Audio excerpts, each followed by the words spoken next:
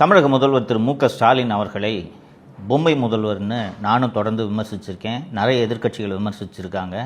எதிர்க்கட்சி தலைவர் திரு எடப்பாடி பழனிசாமி அவர்கள் பல்வேறு பொதுக்கூட்டங்களில் அவரை பொம்மை முதல்வர் என்று தான் அழைக்கிறார்.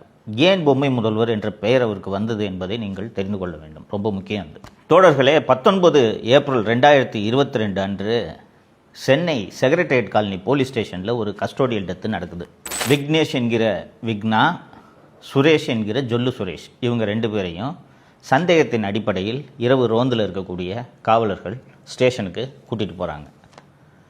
இந்த விக்னேஷ் என்கிற விக்னா யாருன்னு பார்த்தீங்கன்னா, பீச்சில் குதிரை ஓட்டுறவன். பீச்சில் இந்த போனீங்கன்னா அந்த குழந்தைங்களெல்லாம் குதிரையில் ஒரு ரவுண்டு அடிச்சுட்டு வருவாங்கல்ல, அந்த வேலை செய்கிறவன். அப்போ எவ்வளோ ஏழையாக இருந்திருப்பான். அவனை கூட்டிகிட்டு போகிறாங்க ஸ்டேஷனுக்கு. காலையில் இந்த விக்னேஷ் என்கிற விக்னா இறந்துடுறான். அப்போது சென்னை மாநகர ஆணையராக திரு சங்கர்ஜிவால் அவர்கள் இருக்கிறார்.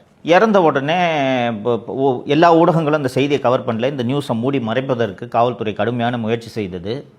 பத்திரிகையாளர் திரு ஷபீர் மற்றும் சவுக்கு மீடியா இந்த விஷயத்தை வெளியில் எடுத்து, இது இந்த மாதிரி கஸ்டோடியல் எடுத்து போலீஸ் அடித்து கொண்டு இருக்காங்க அப்படின்ற இந்த விஷயத்தை சமூக வலைத்தளங்கள் மூலமாக பரவுகிறது.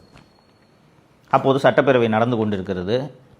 சட்டப்பேரவையில் எதிர்க்கட்சி தலைவர் திரு எடப்பாடி பழனிசாமி அவர்கள் இதை பேரவையில் எழுப்புறாரு.